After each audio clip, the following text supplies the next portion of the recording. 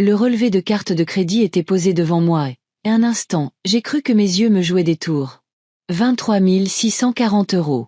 Acompte pour la salle de réception, arrangements floraux sur mesure, traiteur pour 200 invités. Tout avait été débité sur la carte d'urgence que j'avais donnée à ma fille il y a 2 ans pour les choses qui comptaient vraiment. J'ai lentement fait glisser mon doigt sur la colonne de dépenses bien alignée, chaque ligne me blessant plus profondément que la précédente. Le domaine des Cèdres, 9 450 €. La Rose et la Lanterne Fleuriste, 4 280 €. Le traiteur du Port-Bleu, 7 910 €. Je n'arrivais pas à croire ce que je voyais. La chaleur m'est montée au visage et mes mains tremblaient tandis que la vérité me frappait. Ma fille m'avait trompée, le jour le plus important de sa vie, et je n'en faisais pas partie. Non, elle s'était assurée que je n'en ferais pas partie. Ils ne m'avaient pas seulement laissé de côté. Ils m'avaient complètement effacé de leur histoire. Et alors que j'étais assise là, les chiffres se brouillant sur la page, j'ai su qu'il ne s'agissait pas seulement d'argent. Quelque chose de plus profond, de plus froid, prenait forme, et ils allaient payer pour ce qu'ils avaient fait. N'oubliez pas de vous abonner à la chaîne et de commenter d'où vous regardez. La cuisine semblait trop silencieuse. Le genre de silence qui amplifie le tic-tac de l'horloge murale jusqu'à ce qu'on ait l'impression que quelqu'un vous tapote le crâne. Mon café, intact depuis le matin, avait refroidi. Dehors, la lumière de fin d'automne avait cette qualité pâle et délavée, comme si le monde lui-même perdait ses couleurs. J'ai repoussé le relevé, mais il était toujours là, dans ma tête, ces chiffres noirs et nets défilant sur la page comme des soldats en mission. Et la mission était claire. Vider mon compte sans même un coup de fil. Ce n'était pas un malentendu. Chloé savait exactement ce qu'elle faisait. Et Étienne, mon fils, il devait le savoir aussi. On ne réserve pas une salle et un traiteur pour 200 personnes sans qu'il en entende parler. Je me suis levée, plus pour ne pas trembler que parce que je savais où j'allais. Mes mains ont trouvé le dossier de la vieille chaise en chêne, celle où Louis s'asseyait pour lire le journal. Il aurait su quoi dire. Louis avait cette façon de trancher dans le vif, comme un couteau chaud dans du beurre. Ne leur montre pas que tu saignes, Hélène, disait-il. Pas avant d'avoir décidé ce que tu vas faire avec le sang. Le téléphone était posé sur le comptoir, l'écran éteint, mais il aurait tout aussi bien pu briller de tentation. Je pouvais l'appeler maintenant. Chloé. Exiger une explication. Exiger qu'elle me rembourse. Mais c'est ce à quoi il s'attendrait, une explosion de colère maternelle. Si j'avais appris quelque chose en 64 ans, c'est que la personne qui crie le plus fort dans une pièce est généralement la plus faible. Je me suis rassise, j'ai rouvert le relevé, et cette fois, j'ai parcouru chaque ligne, un stylo à la main, en entourant les dates et les montants. Les réservations avaient commencé il y a 2 mois. Cela signifiait qu'il planifiait cela depuis un moment, assez longtemps pour s'assurer que mon nom ne figure pas sur la liste des invités. J'étais à mi-chemin de mes annotations quand le téléphone a vibré. Étienne. J'ai laissé sonner 2 fois avant de répondre. Oui, maman. Salut. Sa voix avait ce ton désinvolte de celui qui appelle en passant, celui qu'il utilisait quand il voulait quelque chose. Dis, tu es libre ce week-end? Je pensais qu'on pourrait tous dîner ensemble. Tous? Ai-je dit, la voix neutre. Oui, tu sais, moi, Chloé, quelques personnes. Une sorte de repas avant le mariage. Avant le mariage. J'ai laissé le mot en suspens. Ça a l'air cher. Il y eut une pause. Oui. Enfin, tu sais comment sont les mariages. Je le sais maintenant. Silence. Juste le léger grésillement de la ligne. Maman, qu'est-ce qui se passe? A-t-il finalement demandé. Ce qui se passe, c'est que je regarde mon relevé de carte de crédit, ai-je dit, en gardant un ton égal. Et à moins qu'il n'y ait une autre famille Martin qui organise un grand événement au domaine des Cèdres, je pense que nous avons un problème. Écoute, ce n'est pas ce que tu crois. Oh, c'est exactement ce que je crois. Une autre pause, plus longue cette fois, puis un soupir. Chloé allait te le dire. On voulait juste. On voulait que ce soit une surprise. Une surprise, ai-je répété. Eh bien, vous avez réussi. Je suis surprise d'avoir perdu 23 000 € et de ne pas être invitée, maman. J'ai raccroché avant qu'il ne puisse finir. Non pas parce que je ne pouvais pas écouter, mais parce que je voulais qu'il sente le poids mort d'une ligne coupée. J'ai passé le reste de la journée à faire les 100 pas entre la cuisine et le petit bureau où les livres de Louis étaient encore alignés sur les étagères. Mes mains se portaient sans cesse à la montre dans la poche de mon jean, celle que mon père m'avait donnée. Elle ne fonctionnait plus. Les aiguilles étaient figées à 5h17. Mais je la gardais parce qu'elle me rappelait que le temps ne fait pas que passer. Parfois, il s'arrête, attendant que vous rattrapiez votre retard ou que vous agissiez. À la tombée de la nuit, j'avais un plan. Pas tout le plan, juste la première étape. J'ai sorti un bloc-notes jaune et j'ai commencé une liste. Pas de ce que j'avais perdu, mais de ce qu'il pensait avoir. Salle, fleurs, traiteur, photographe, tout payé avec mon argent. Si j'agissais vite, je pouvais m'assurer que rien de tout cela ne se passerait comme il avait imaginé. Cette pensée m'a calmé. Pour la première fois de la journée, mes mains ont cessé de trembler. Le lendemain matin, je me suis rendu au domaine des Cèdres. C'est l'un de ces endroits que l'on voit dans les magazines sur papier glacé. Tout en arches blanches et pelouses manucurées, le genre d'endroit dont les mariés rêvent. Je suis restée assise dans ma voiture pendant 1 minute, à regarder un jeune couple poser pour des photos de fiançailles sous le grand chêne. Ils riaient. Et pendant une fraction de seconde, j'ai pensé à Chloé à cet âge, riant de la même manière avant que la vie, les choix et l'ambition ne l'éloignent de la jeune fille qui courait pieds nus dans notre jardin. À l'intérieur, la femme à la réception, chignon impeccable, boucle d'oreilles en perles, m'a souri. « Bonjour, madame. Comment puis-je vous aider ? » « Je dois parler à la personne qui s'occupe des réservations, » ai-je dit. « Concernant un événement prévu pour le mois prochain, au nom de Martin. » J'ai regardé ses doigts se déplacer sur le clavier. Son sourire s'est crispé. « Je vois la réservation, mais je crains que nous ne puissions discuter des détails qu'avec le titulaire du compte. »« C'est moi qui ai payé la compte, » ai-je dit. Ses yeux se sont portés sur l'écran, puis de nouveau sur moi. Il semble que la réservation ait été faite au nom de Chloé Martin. C'est ma fille. J'ai gardé ma voix calme, égale. Et elle a utilisé ma carte sans ma permission. Cela a attiré son attention. Avez-vous des documents ? J'ai fait glisser le relevé de carte de crédit sur le comptoir. Elle l'a lu, les lèvres pincées en une fine ligne. Je vois. Eh bien, dans des cas comme celui-ci, nous pouvons procéder à une annulation si le titulaire de la carte conteste le débit. Je le conteste. Elle a hoché la tête. Alors vous devrez remplir ce formulaire. Une fois traité, la réservation sera annulée et la compte remboursée. J'ai pris le formulaire, les remercié et suis sorti à l'air vif et froid. Première étape, ai-je pensé. Ce soir-là, Chloé a appelé. Pas de « Salut, maman », direct. Pourquoi as-tu annulé ma salle de réception ? Je ne l'ai pas annulée, ai-je dit. J'ai contesté une transaction frauduleuse. Tu es incroyable. Sais-tu ce que tu as fait ? Oui, ai-je dit.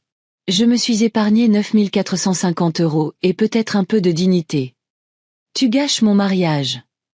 Non, Chloé, tu as fait ça au moment où tu as décidé que je n'en faisais pas partie. Le silence à l'autre bout du fil était différent cette fois. Pas de la confusion, ni du choc. C'était de la colère, vive, sans filtre. Ce n'est pas fini, a-t-elle dit avant de raccrocher. Elle avait raison. Ce n'était pas fini. Mais elle n'avait aucune idée de la tournure que les événements allaient prendre. C'est drôle comme une maison peut devenir silencieuse après une dispute.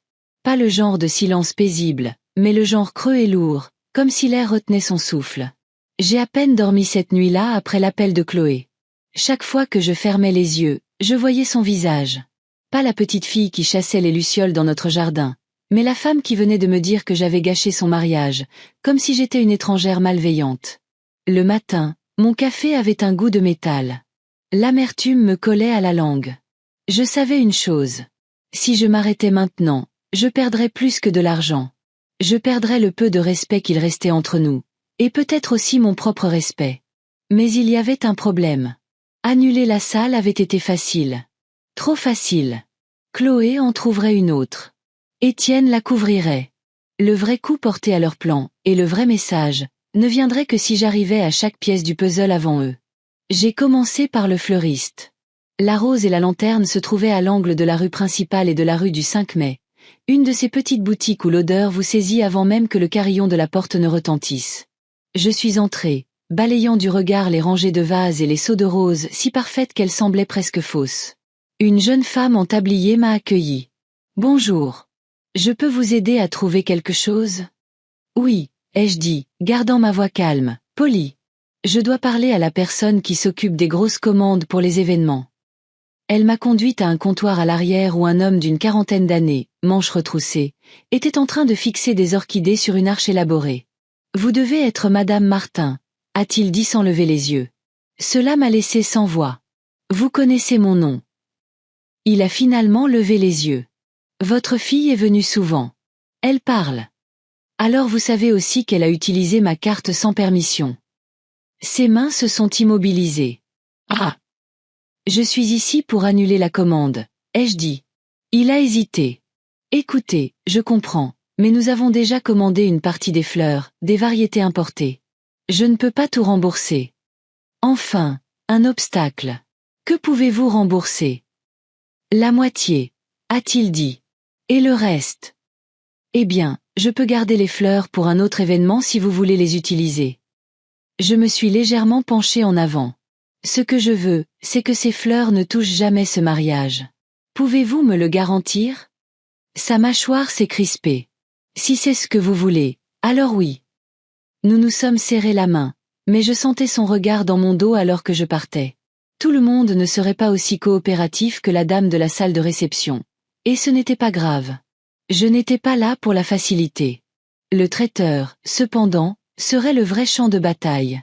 Le traiteur du Port-Bleu était dirigé par un vieil ami d'Étienne de l'université, ce qui signifiait qu'il s'attendrait à de la résistance de ma part.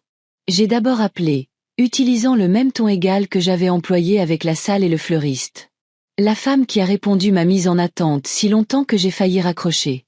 Puis une voix d'homme s'est fait entendre, vive et froide. « Madame Martin, nous avons déjà reçu l'autorisation de paiement complète de votre fille. L'annulation n'est pas une option à ce stade.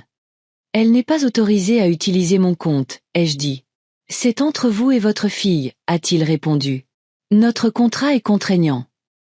Je pouvais entendre des bruits de vaisselle en arrière-plan, le bourdonnement d'une cuisine active. Soyons clairs, ai-je dit. Si vous vous présentez à cet événement, vous servirez de la nourriture que j'ai payée sans mon consentement. Je rendrai cela très public. Une pause. Vous me menacez, Madame Martin? Je vous informe, ai-je dit. Et je pense que vos autres clients seraient très intéressés de savoir comment vous gérez les paiements non autorisés.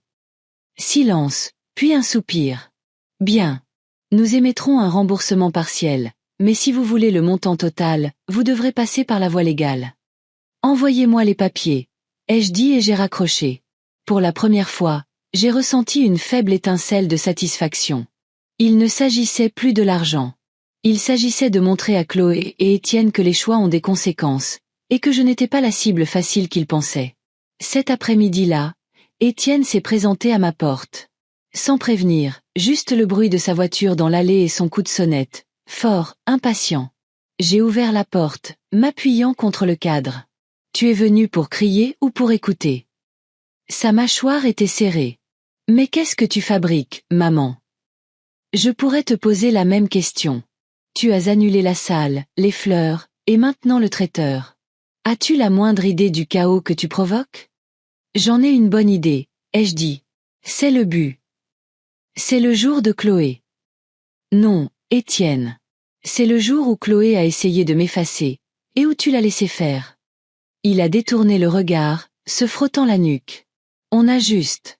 On ne pensait pas que tu voudrais être là. J'ai ri, un rire sec et sans humour. Vous n'avez pas pensé, point final. Maman, je ne suis pas ton ennemi, Étienne. Mais vous m'avez tous les deux traité comme tel, alors maintenant vous allez voir ce que ça fait. Il a ouvert la bouche, puis l'a refermée. Sans un mot de plus, il a tourné les talons et est parti. J'ai regardé ses feux arrière disparaître au bout de la rue, tout comme j'avais vu la confiance de Chloé s'évanouir. Ce soir-là, j'ai passé 2 autres appels. Un à ma banque, pour lancer une enquête pour fraude sur toutes les dépenses que Chloé avait faites au cours des 3 derniers mois, et un à mon avocat, Paul, non pas pour demander de la sympathie, mais une stratégie. Hélène, m'a dit Paul, si vous voulez que ça tienne, vous devez agir avant qu'il ne remplace ce que vous avez annulé. Sinon, ils changeront simplement de salle, de fournisseur, peu importe. Je sais, ai-je dit.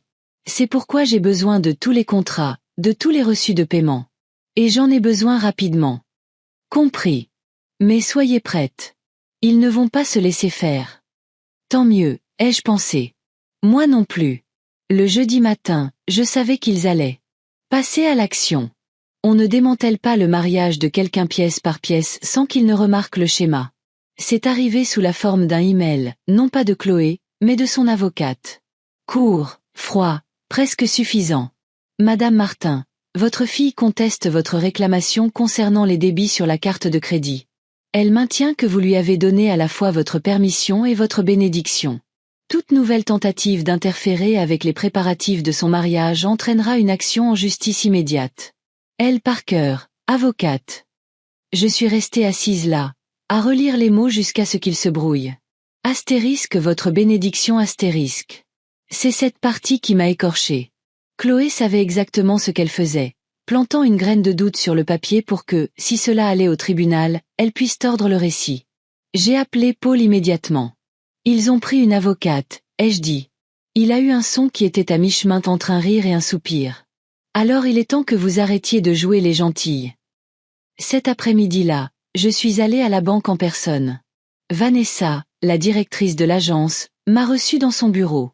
Son expression était moins compatissante qu'auparavant. Madame Martin, je peux mettre un blocage temporaire sur les transactions contestées, mais si le nom du titulaire de la carte est lié à votre fille en tant qu'utilisatrice autorisée, c'est une zone grise. Elle n'est pas autorisée pour ça, ai-je dit en tapotant le relevé que j'avais apporté. Je vous crois, a-t-elle dit. Mais si elle prétend que vous avez donné votre consentement verbal, nous aurons besoin de documents pour l'annuler. Un mur. Pas infranchissable, mais assez haut pour me faire reconsidérer ma stratégie. Le soir, Étienne a appelé. Sa voix était tendue. Maman, tu es allée trop loin. Chloé n'arrête pas de pleurer. La famille du côté de maman la traite en victime. Alors peut-être qu'elle devrait arrêter d'agir comme telle. Tu ne te soucies même pas de l'image que ça nous donne. J'ai laissé le silence s'installer jusqu'à ce qu'il recommence à parler. Non, Étienne, ai-je finalement dit. Je me soucie de l'image et de ce que j'ai ressenti quand vous avez tous les deux décidé que je ne méritais pas de faire partie du plus grand jour de cette famille. Tu exagères tout. J'ai failli rire. 23 640 € disent que non. Il a raccroché. Vendredi, ils ont frappé plus fort. J'ai reçu un appel du domaine des Cèdres. Un directeur différent cette fois, plus froid, presque comme s'il récitait un texte. Madame Martin, conformément à notre accord mis à jour avec mademoiselle Chloé Martin, la réservation initiale est maintenue. Elle a payé le solde avec un autre compte. Je pouvais presque entendre la voix de Chloé derrière ces mots. Astérisque, tu ne peux pas m'arrêter astérisque. Je n'ai pas argumenté. À la place, j'ai posé une question qui a fait hésiter le directeur. La commission de sécurité a-t-elle approuvé votre capacité d'accueil actuelle? Parce que la dernière fois que j'ai vérifié, le domaine des Cèdres avait un examen d'occupation en suspens. Un temps de silence. Je vais devoir vous rappeler à ce sujet. Ce soir-là, je me suis assise à la table de la cuisine avec un bloc-notes. Il ne s'agissait plus de bloquer le mariage. Ce bateau avait levé l'ancre dès que Chloé avait trouvé de nouveaux fournisseurs. Il s'agissait d'envoyer un message qui résonnerait longtemps après les vœux. Un message dans un langage que Chloé et Étienne ne pourraient pas transformer en histoire larmoyante. Je n'avais pas besoin de leur barrer la route. Je devais les obliger à passer devant moi et à voir ce qu'ils avaient fait. Le samedi matin, la colère s'était refroidie pour devenir quelque chose de plus aiguisé, le calcul. Je ne faisais plus les 100 pas dans la cuisine. J'étais assise, immobile, sirotant un café qui avait depuis longtemps refroidi, traçant la carte dans ma tête. Chaque fois que je pensais aux 23 640 €, à la réservation au domaine des Cèdres, à la façon dont l'avocate de Chloé m'avait dépeinte comme une vieille femme amère, ma résolution se resserrait comme un nœud. Le téléphone a vibré. C'était Paul. « Vous voulez toujours aller jusqu'au bout ?» a-t-il demandé. Sans préambule. Si ce n'était pas le cas, je ne vous aurais pas appelé hier soir, ai-je dit. Vous comprenez? Une fois qu'on tire ce fil, on ne peut pas juste le recoudre. Ça va faire des vagues. J'ai laissé le silence s'étirer, puis doucement, tant mieux. Qu'il s'y noie. La première étape était subtile. Je me suis rendue à la mairie. L'air sentait légèrement la poussière de papier et la cire à parquet, le genre d'endroit où le temps s'écoule plus lentement. Bonjour, Madame Martin, m'a dit l'employé, levant les yeux de son écran. Que puis-je faire pour vous? Je dois consulter les registres d'occupation et les permis pour le domaine des Cèdres. C'est un accès public. Ses sourcils se sont légèrement haussés. Elle connaissait mon nom de famille, les rumeurs qui couraient en ville, mais n'a fait aucun commentaire. À la place, elle m'a apporté un dossier cartonné épais. J'ai feuilleté les documents jusqu'à ce que je le trouve. Un permis temporaire délivré l'année dernière, expirant dans exactement 2 semaines, ce qui signifiait qu'à la date du mariage de Chloé, le domaine des Cèdres opérait sans autorisation valide, à moins qu'il ne l'ait renouvelé. Et d'après le dossier, il ne l'avait pas fait. Cet après-midi-là, j'ai fait un arrêt au bureau de la commission de sécurité incendie. Une odeur différente ici. Café brûlé et manteaux humides. Martin, a dit le responsable quand je me suis présenté. Je ne vous ai pas vu depuis l'incendie de l'auberge en 2009. Oui, je suis ici pour le domaine des Cèdres. Officieusement.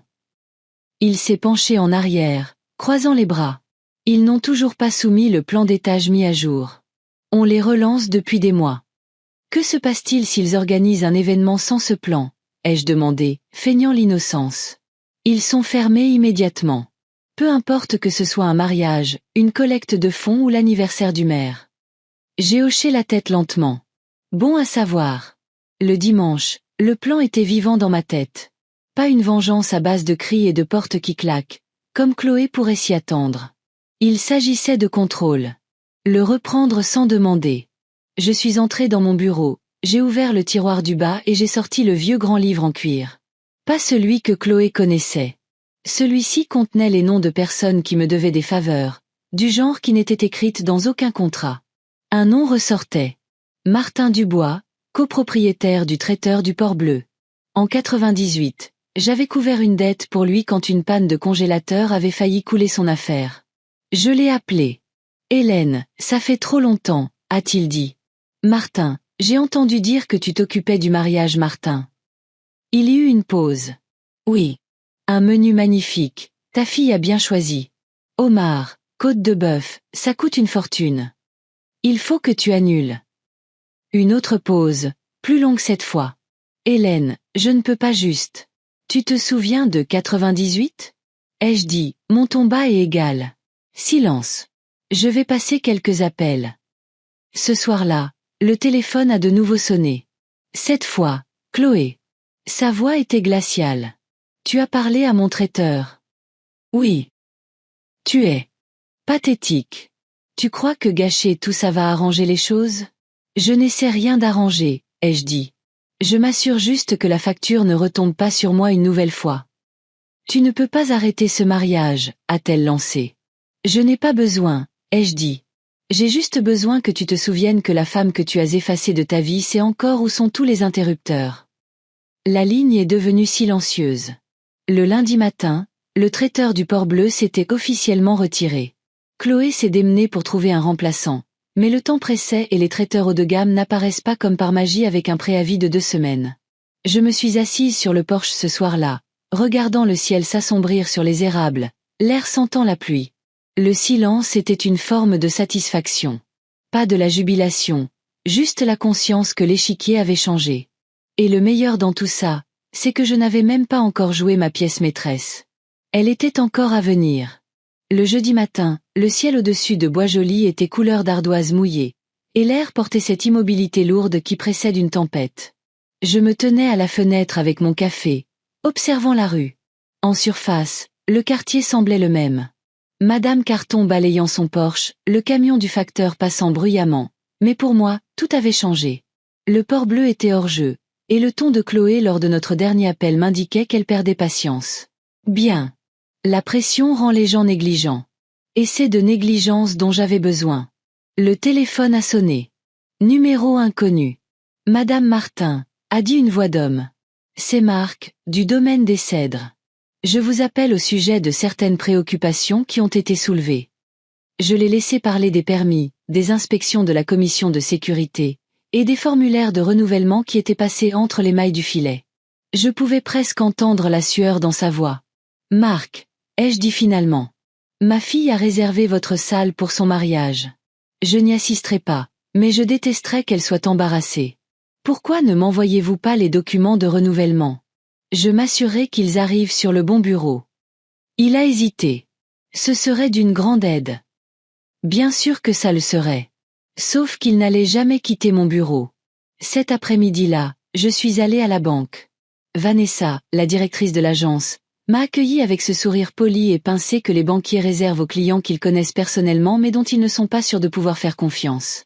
Je dois ajuster certaines autorisations de compte, ai-je dit en faisant glisser ma carte d'identité sur le bureau. Quel genre d'ajustement? A-t-elle demandé. Je veux révoquer l'accès secondaire sur ma ligne de crédit, ai-je dit. Avec effet immédiat. Aucune transaction en attente ne doit être honorée à moins que je ne sois présente en personne. Ses yeux se sont levés. Cela va geler toutes les cartes liées, y compris celles de votre fille. Je sais exactement ce que ça va faire. Le vendredi soir, le message était parvenu à Chloé. Elle a appelé, sa voix assez tranchante pour couper du verre. Tu as gelé le compte. Es-tu folle? Des acomptes sont dus. C'est le problème avec les acomptes, ai-je dit. Ce ne sont pas des garanties. Ce sont juste des promesses. Et les promesses peuvent être rompues, des deux côtés. Tu essaies de m'humilier. J'ai failli rire. Non, Chloé. Je te donne une leçon sur les conséquences. L'humiliation est facultative. C'est à toi de voir. Samedi matin, je suis allée voir Gérard, un vieil ami qui connaissait par hasard l'inspecteur de l'hygiène de la ville. Nous nous sommes assis dans son garage, entourés par l'odeur d'huile et de vieux pain, la pluie tambourinant sur le toit en tôle. Je ne te demande rien d'illégal, ai-je dit. Juste de t'assurer que le domaine des cèdres reçoive le genre d'inspection qu'ils n'ont pas eu depuis un moment. Gérard s'est penché en arrière, un sourire en coin. Tu as toujours été une femme discrète, Hélène. Mais quand tu agis, tu es aussi tranchante qu'un couteau. Le dimanche, la première vraie fissure est apparue. J'ai reçu un email d'une adresse que je ne reconnaissais pas. Une des demoiselles d'honneur de Chloé. Madame Martin, je voulais que vous sachiez. Chloé vous accuse de l'annulation du traiteur. Elle dit que vous êtes amère et que vous essayez de ruiner son bonheur. Mais j'ai vu les reçus. Je sais ce qu'elle a fait. J'ai fixé l'écran un long moment. Non pas parce que ça faisait mal, plus maintenant, mais parce que ça confirmait ce que je soupçonnais. Elle n'était pas seulement en colère, elle avait peur. Ce soir-là, j'ai parcouru la maison, pièce par pièce. C'était trop calme, le genre de calme qui vous rappelle toutes les voix qui l'emplissaient autrefois. Le rire de Louis, Chloé et Étienne se poursuivant dans les escaliers. À l'époque, je pensais que mon travail était de leur donner de la stabilité. Je n'aurais jamais imaginé qu'ils l'utiliseraient comme une plateforme pour me pousser dehors. Mais alors que je me tenais là, regardant la rue luisante de pluie, j'ai réalisé quelque chose. Ce n'était pas moi qui perdais une famille. C'était eux qui me perdaient. Et avant que le jour du mariage ne soit terminé, ils comprendraient exactement ce que cela signifiait. La semaine du mariage a commencé avec le genre de lumière qui semble inoffensive jusqu'à ce que vous y mettiez la main et sentiez la chaleur. Lundi, plus que 7 jours. La maison s'est réveillée avant moi. Les tuyaux qui se dilatent, le réfrigérateur qui bourdonne, l'horloge dans le couloir, insistant sur chaque seconde comme si c'était une promesse que j'avais faite.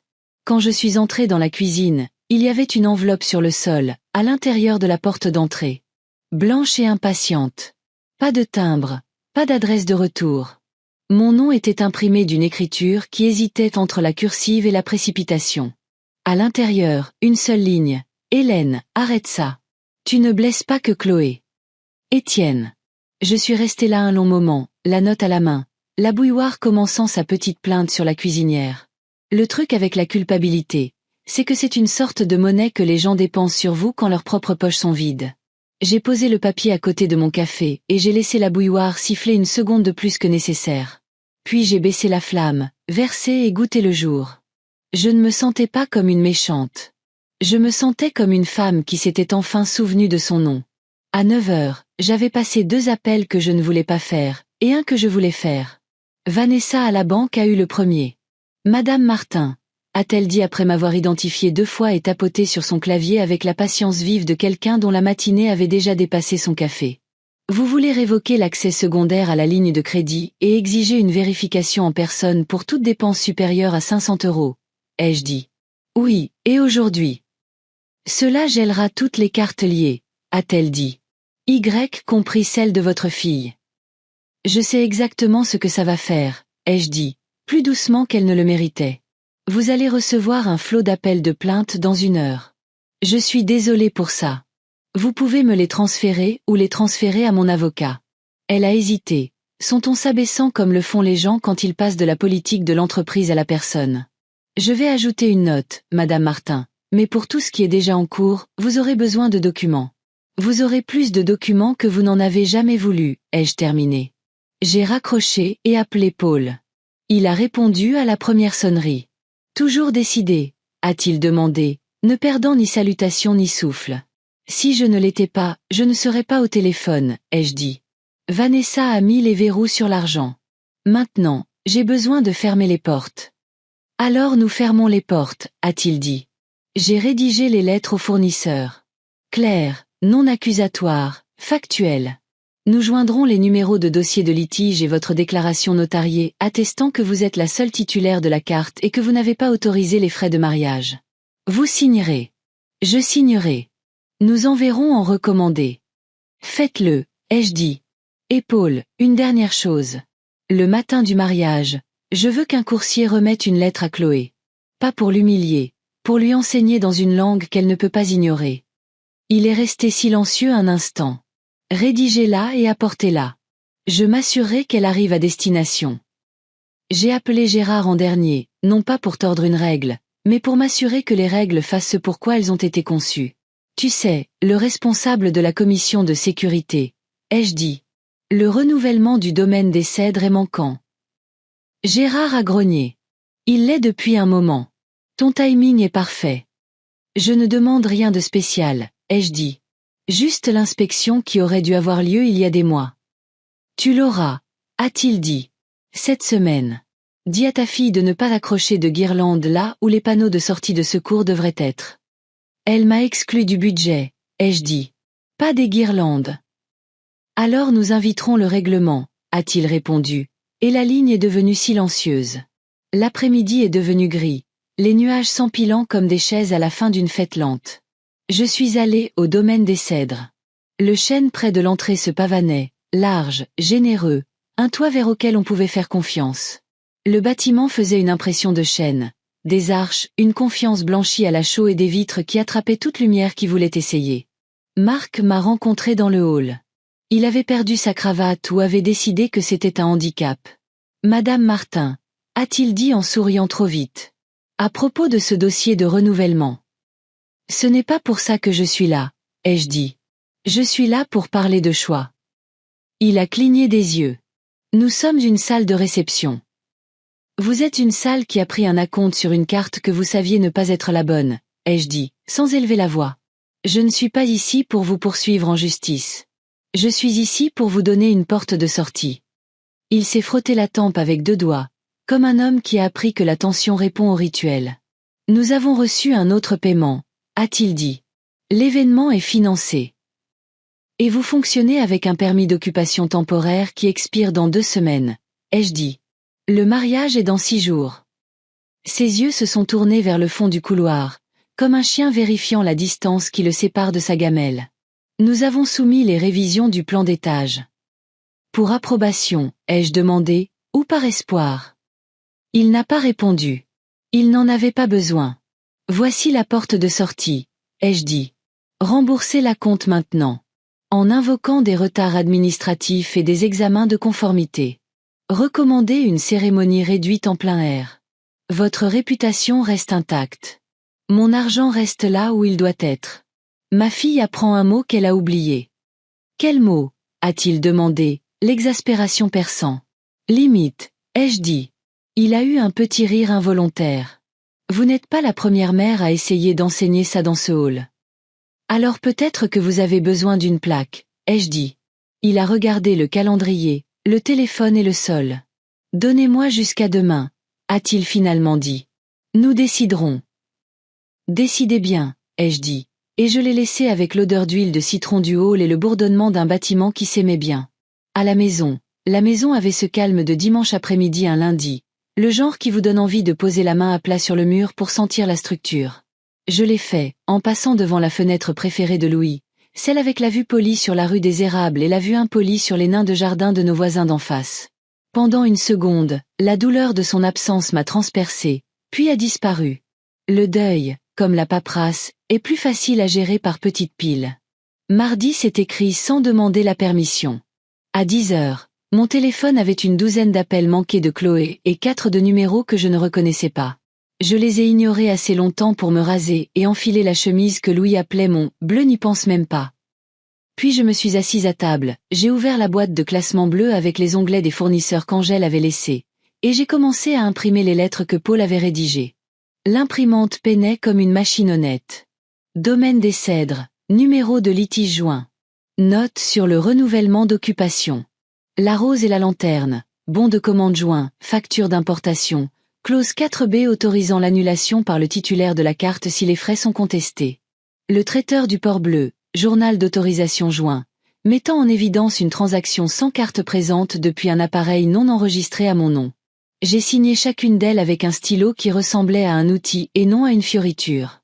La pile ressemblait à un plan qui avait décidé de devenir un dossier. À midi, Chloé est apparue sans frapper, apprenant en temps réel ce que signifient de nouvelles serrures. Elle a sonné comme une accusation. J'ai ouvert. « Tu as gelé le compte », a-t-elle dit en guise de bonjour. Sa voix était une corde d'arc. « J'ai sécurisé mon argent », ai-je dit. « Il y a une différence. » « Tu détruis mon mariage », a-t-elle dit en entrant dans la cuisine comme si la maison n'était qu'un couloir vers son argument. « Je corrige mon relevé bancaire », ai-je dit en me dirigeant vers la table et en posant ma main sur la pile de lettres. « Je corrige aussi l'idée que je n'existe pas. »« Mon Dieu, tu aimes le papier », a-t-elle dit, le faisant sonner comme un défaut de caractère. « Le papier se souvient quand les gens oublient », ai-je dit. « Voudrais-tu un café ?» Elle a ignoré l'offre, a attrapé la lettre du dessus et l'a parcourue sans la voir. « Tu ne peux pas faire ça. »« Je l'ai déjà fait, » ai-je dit. « Et je continuerai à le faire jusqu'à ce que mon nom et mon argent n'aillent que là où je le dis. » Elle a jeté la lettre sur la pile, manquant le dessus et les faisant se désaligner.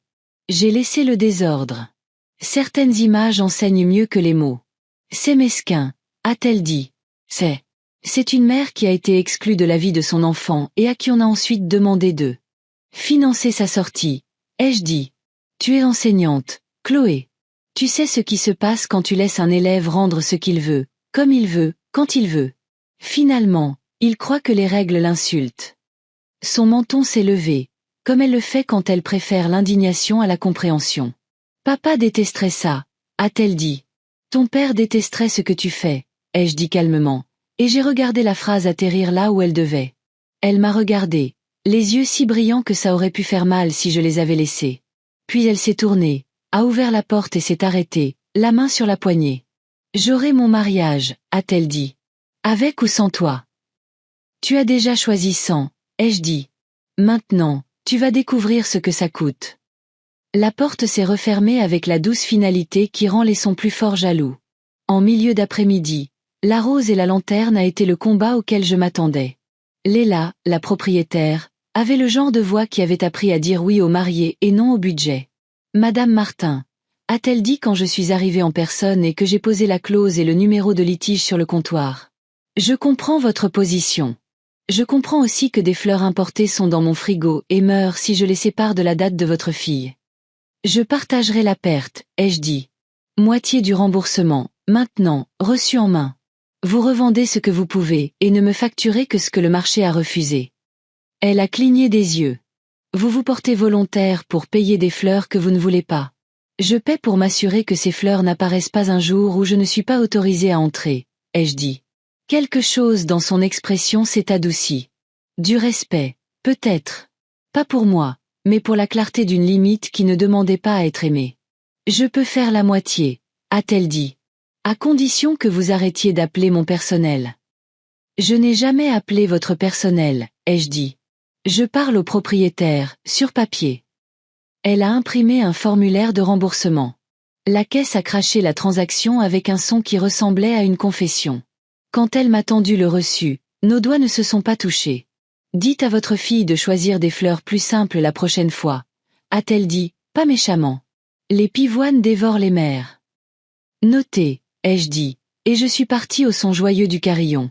Le traiteur du Port Bleu a essayé d'être malin et généreux dans la même phrase.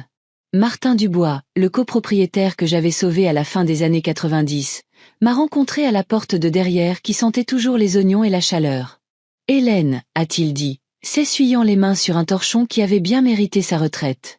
Mes gars préféreraient faire un barbecue dans ton jardin pour toi plutôt qu'un mariage pour cette fille. »« C'est ma fille, ai-je dit. Tu peux dire ma fille. » Il a expiré. « Ta fille. »« Désolé. Écoute, je peux rembourser 60% net. Les autres 40%, je les convertis en avoir. Tu choisis une date. Je nourris le groupe de ta paroisse ou ce que vous faites, les aînés, quand vous n'êtes pas en train de faire respecter les 10 commandements. Faire respecter l'éthique serait un début, ai-je dit. Faisons 70/30. Je donnerai l'avoir à la banque alimentaire. Il m'a dévisagé, puis a souri, malgré lui. Tu as toujours eu une façon de faire sentir à un homme qu'il s'en est sorti exprès. Je propose une façon, ai-je dit. Tu l'as choisie. Il a fait le chèque et a entouré une date sur le calendrier. Amène-moi cette collecte de fonds pour les beignets, a-t-il dit. On va donner la goutte à Bois-Joli. Le temps que je retraverse sous le grand arbre pour arriver à mon Porsche, la journée avait une forme que je reconnaissais. Des mesures prises, des dossiers créés, une structure sous laquelle je pouvais me tenir s'il se mettait à pleuvoir des poursuites judiciaires. J'ai posé le reçu du fleuriste et le chèque du traiteur sur la table. J'ai ouvert le grand livre et j'ai écrit les lignes qui transformaient les actions en soulagement. Astérisque l'un 14h10. La rose et la lanterne. 50% remboursé. Reste pour revente paroissiale approuvée par proprio. Astérisque l'un 15h05. Le traiteur du port bleu.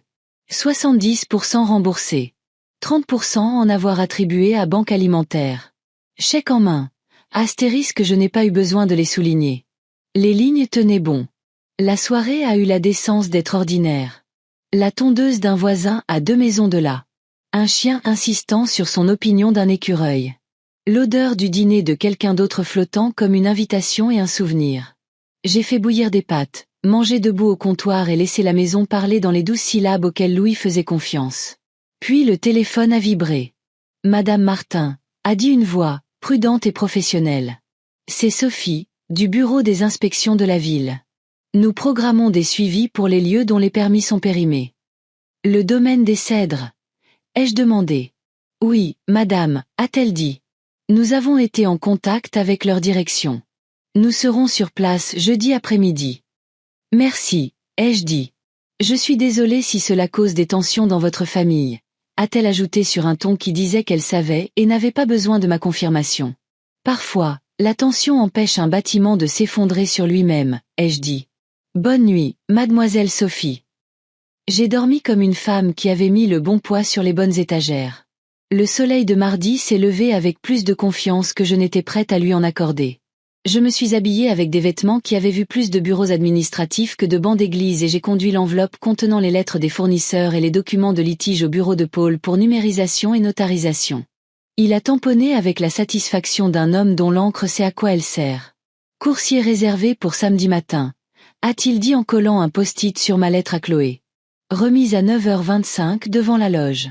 Pas de drame, juste la chose en elle-même. J'ai jeté un dernier coup d'œil à la lettre. Elle n'était pas longue. Elle commençait par les 3 phrases que j'avais demandées à Chloé et que je n'avais jamais eues. Astérisque je suis désolée. J'ai eu tort. Voici ce que je vais faire pour arranger les choses. Astérisque et puis elle passait à la version adulte. Date, fournisseur, montant, action. J'ai inclus les numéros de clause qui rendaient ces actions légales. Elle se terminait par une ligne que j'avais réécrite 4 fois et que j'avais finalement laissée telle quelle parce qu'elle n'avait pas besoin de mon intelligence, seulement de mon honnêteté. Astérisque tu m'as appris ce que l'on ressent quand on est effacé. Je t'apprends le son des limites. Astérisque Paul a glissé la lettre dans une enveloppe plus épaisse que nécessaire. Vous êtes sûr? A-t-il demandé à propos de la livraison. Oui, ai-je dit. Du résultat? Non. C'est tout l'intérêt. Il a hoché la tête, satisfait, non pas du plan, mais du fait que je ne prétendais pas savoir ce que les plans ne peuvent pas prévoir. Quand je suis rentrée à la maison, il y avait 3 nouveaux messages vocaux. 2 de numéros qui se résumaient à de l'anxiété. Un de Chloé. Maman, a-t-elle dit, fatiguée et furieuse dans le même souffle. J'ai trouvé un nouveau traiteur. J'ai trouvé un plus petit fleuriste. Le domaine des Cèdres va bien. Arrête d'essayer de me saboter. Tu es obsédé par l'idée de donner des leçons. Je n'ai pas besoin de tes leçons. Je n'ai pas rappelé. J'ai transféré le message dans un dossier de ma boîte mail intitulé « Preuve famille ».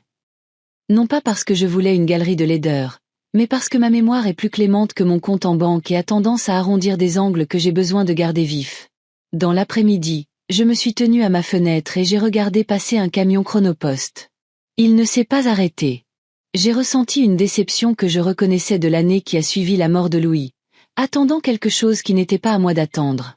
J'ai mis ce sentiment de côté avec le courrier publicitaire et j'ai fait quelque chose d'utile pendant 10 minutes. J'ai resserré la vis desserrée de la rampe, huilé la charnière qui grinçait, réglé la minuterie de la lumière du Porsche qui a des opinions sur le coucher du soleil. Tard, Étienne a appelé. L'entraînement de Maxime se termine à 18h, a-t-il dit, sa voix rauque d'une nouvelle manière. Tu veux venir? Il frappe mieux quand tu regardes. Tu veux que je sois là? Ai-je dit. Il veut que tu sois là, a-t-il corrigé. Mais oui. Je me tiendrai près de la 3e base, ai-je dit. Je ne coacherai pas. Bien, a-t-il dit, et il a presque souri à travers le téléphone. Tu cries bizarrement. Sur le terrain, l'herbe faisait ce que font les terrains. Elle sentait le vert, la terre et la possibilité d'oublier contre qui on est en colère. Maxime frappait comme s'il le voulait vraiment, et comme s'il ne savait pas encore tout à fait comment le vouloir. Étienne gardait les mains dans ses poches et la bouche principalement fermée. Nous nous tenions côte à côte sans en avoir l'air express. Chloé ne s'arrêtera pas, a-t-il dit après quelques lancers. Elle pense que tu prends plaisir à ça. Je prends plaisir à être en charge de ce qui porte mon nom, ai-je dit. Je ne prends plaisir à rien d'autre. Tu as envoyé une lettre à son traiteur, a-t-il dit. J'ai envoyé cette lettre, ai-je dit. Elle en recevra une de plus samedi. Il a fixé le grillage comme s'il pouvait se transformer en quelque chose qui garderait les sentiments sur leur terrain respectif. Tu dois être si minutieuse. J'ai essayé d'être vague. Louis disait que ça enseignait la mauvaise leçon. Il a hoché la tête comme un homme qui comprenait quelque chose qu'il ne voulait pas comprendre et a regardé son fils être éliminé en 2e base avec le genre de fierté qui ne dépend pas du résultat. Mercredi a amené un temps qui savait où il allait. L'email de la ville est arrivé à 9h. Inspection du domaine des Cèdres confirmée pour jeudi 14h. Je l'ai transféré à Paul, l'ai classé sous « Conformité domaine des Cèdres », et j'ai mis la chemise que je porte quand je veux que les étrangers supposent que j'en sais plus que je n'en dis. Le fleuriste a traité le remboursement sur mon compte à midi. Le chèque du Port Bleu a été encaissé à 14h. J'ai fait un arrêt à la banque alimentaire avec l'avoir du traiteur et j'ai regardé une bénévole écrire « Port Bleu, 30%, sur un calendrier avec un stylo qui en avait vu de belles. Vous nourrissez 50 ou 500 personnes? A-t-elle demandé. Ça dépend de l'impolitesse de mes voisins ce mois-ci, ai-je dit. Elle a ri de la manière dont seules les personnes qui ont compté des boîtes de conserve et des noms peuvent le faire. Vous apportez la liste, nous apporterons les gratins. Sur le chemin du retour, je suis passé devant le domaine des Cèdres. Un homme en polo de la ville se tenait sur le parking avec un presse-papier. Il regardait le bâtiment comme s'il pouvait voir à travers les murs. J'ai continué ma route sans klaxonner. Certains moments méritent d'être vécus sans votre présence. Chloé a texté à 16h. J'ai entendu ce que tu as fait à la banque alimentaire. Tu essaies de te faire passer pour une héroïne. J'ai répondu. J'essaie de faire en sorte que l'argent fasse moins de mal. Elle n'a pas répondu. Jeudi s'est déroulé comme un scénario que je n'avais pas écrit mais que j'avais déjà vu. À 13h58, 2 véhicules de la ville sont entrés au domaine des Cèdres.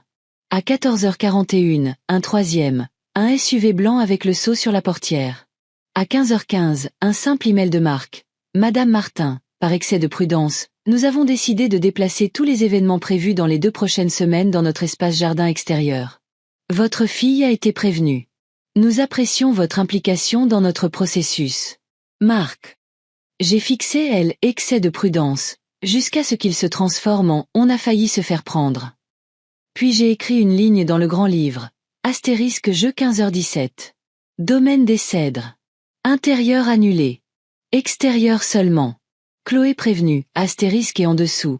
Parce que parfois on peut dire quel goût une journée a eu. Astérisque principe. Contrôler où l'on peut, refuser où l'on doit. Laisser la gravité faire une partie du travail. Astérisque il a plu ce soir-là. Comme il pleut quand les nuages acceptent enfin d'être des nuages. J'ai fait de la soupe comme Louis m'avait appris quand l'argent était rare et le goût ne l'était pas. Et je l'ai mangé avec du pain qu'Angèle avait envoyé dans un sac avec un mot qui disait seulement « pour la force ». J'ai dormi comme si le toit me comprenait. Vendredi matin, la moitié du remboursement du fleuriste a été créditée.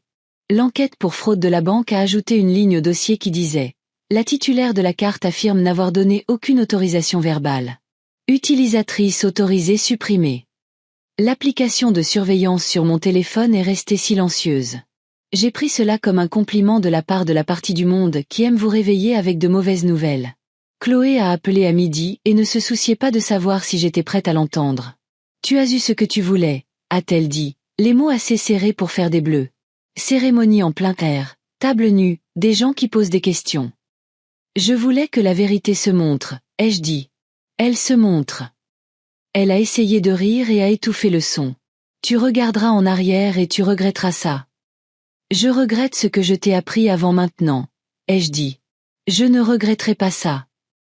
Elle a respiré fort dans le téléphone, comme si elle voulait que le microphone remplisse ses poumons. Tu ne viens pas, a-t-elle dit.